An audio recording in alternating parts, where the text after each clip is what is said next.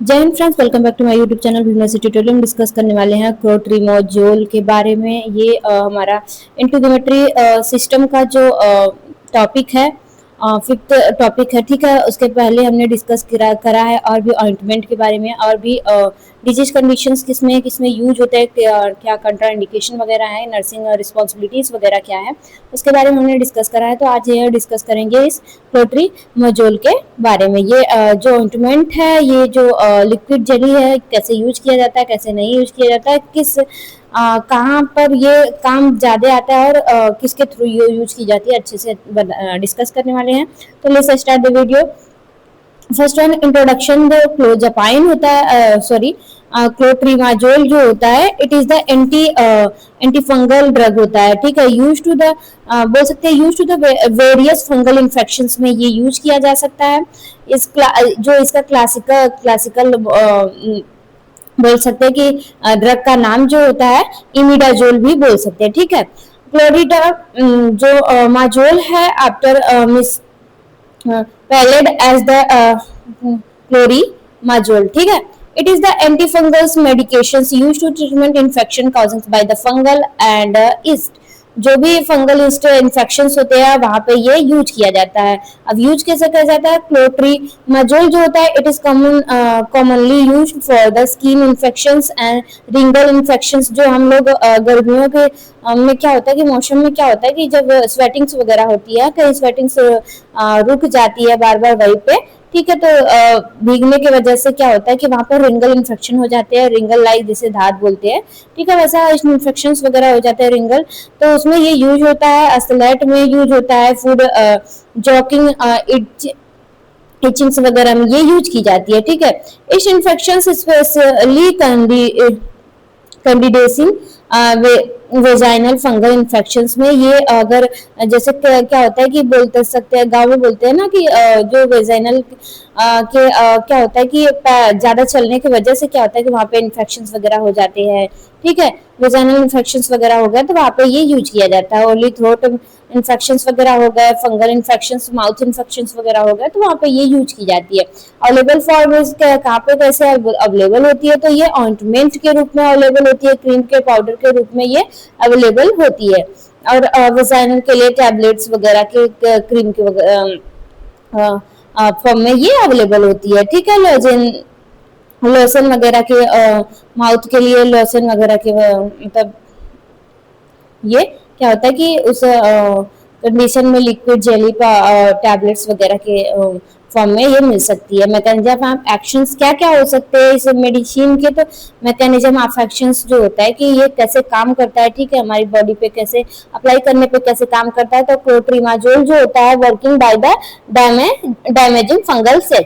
जो क्या होता है कि ये जो फंगल इन्फेक्शन होते हैं, ठीक है, वहां पे जो फंगल सेल्स होते हैं, फंगल जो सेल्स होते हैं, क्या होता है कि उस सेल्स को उसके सेल को डैमेज कर देता है। जब सेल को डैमेज करेगा तो प्रॉपर तरीके से जो फंगल होगी उनको न्यूट्रिशंस वगैरह नहीं मिलेंगे, उनकी जब सेल ही डैमेज हो जाएंगी तो वो आगे ग्रो नहीं करेंगे। इसकी वजह से ये क्या करता है, उसके सेल मेम्ब्रेन को ही डैमेज कर देता है ताकि वो मल्टीपल फैले नहीं।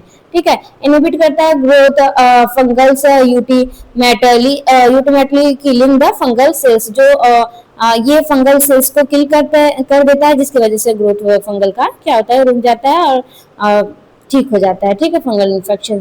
हाउ टू यूज, कैसे अप्लाइड करना है? तो अप्लाई 2 to 3 टाइम्स अप्लाई करना है किसी भी ऑइंटमेंट को daily. Cream dry skin continuously use to the 2 to 4 weeks. ये कंटिन्यूअसली आप 2 to 4 वीक्स अप्लाइड कर सकते हैं। ठीक है, 2 से 3 time. Every symptoms improving early. क्या होता है कि कोई भी ये ऑइंटमेंट अगर यूज कर रहा है तो इसका जो सिम्टम्स है वो देखने को मिल सकता है, आई मीन कि जल्दी अर्ली ही मिल सकता है। ठीक है, अगर मतलब कि ठीक है कि आपने अप्लाई करा तो ये पता चल जाएगा 1 ही 2 दिन में कि क्या ठीक हो रहा है कि नहीं ठीक हो रहा है। For the vaginal use to the use only daily night for the prescribed day.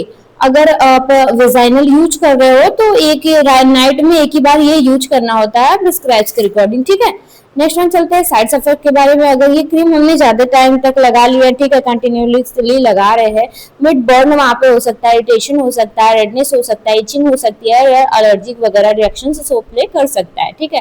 Precautions क्या क्या हो सकता है कि हमने प्रिकॉशन की क्या क्या करना है, तो अवेलेबल कॉन्टेक्ट विद आई, हम कभी कहीं भी आई के कॉन्टेक्ट में नहीं लाएंगे। Use to the causing by prevent recurrence, अगर मतलब फुल कोर्सेज मतलब उसके कंट्राइंडिकेशन इंडिकेशन के बारे में जानते रहेंगे। कंसल्टिंग डॉक्टर, अगर डॉक्टर कंसल्ट करे तभी हम यूज करेंगे। इन्फेक्शन डूइंग इम्प्रूव डजिंग इट इम्प्रूविंग, अगर इन्फेक्शन इम्प्रूव वगैरह हो रहा है तो आपको नहीं अप्लाई करने हैं, उसके बारे में अच्छे से जानने हैं, ठीक है।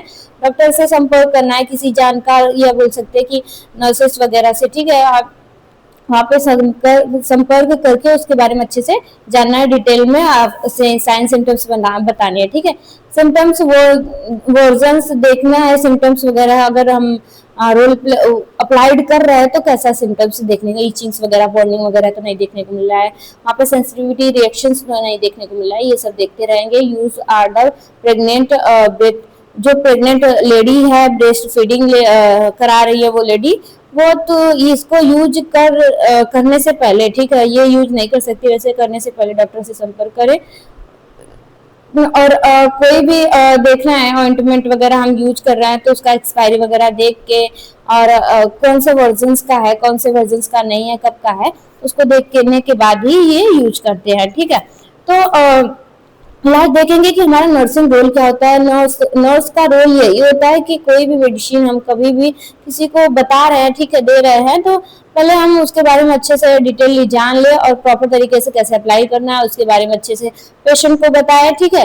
और कभी भी रिकॉर्डिंग टू कभी भी डॉक्टर प्रिस्क्राइब नहीं किया तो हम लोग भी प्रिस्क्राइब नहीं कर सकते, ठीक है, मेडिकेशंस बिना डॉक्टर के, ठीक है। तो ये इचिंग्स वगैरह अगर अप्लाई करने की वजह से बर्निंग वगैरह, रैशेस वगैरह पड़ रहे हैं, साइड अप्लाई जहाँ पे अप्लाई कर रहे हो, ठीक है, तो उसमें क्या होता है कि हम वहाँ पे स्टॉप कर देंगे ऑइंटमेंट लगाना, ठीक है। पेशेंट को एडवाइस अच्छा रिएक्शन वगैरह हो रहा है तो एडवाइस करेंगे कि वो ना करे, ठीक है। तो ये हमारा हो गया नर्सिंग रिस्पॉन्सिबिलिटी। नेक्स्ट टॉपिक यही इंटीग्रोमेट्रिक से रिलेटेड हम नेक्स्ट टॉपिक पढ़ने वाले हैं, तो नेक्स्ट टॉपिक नेक्स्ट वीडियो में देखेंगे। Thank you class, thank you very much, thank you for watching.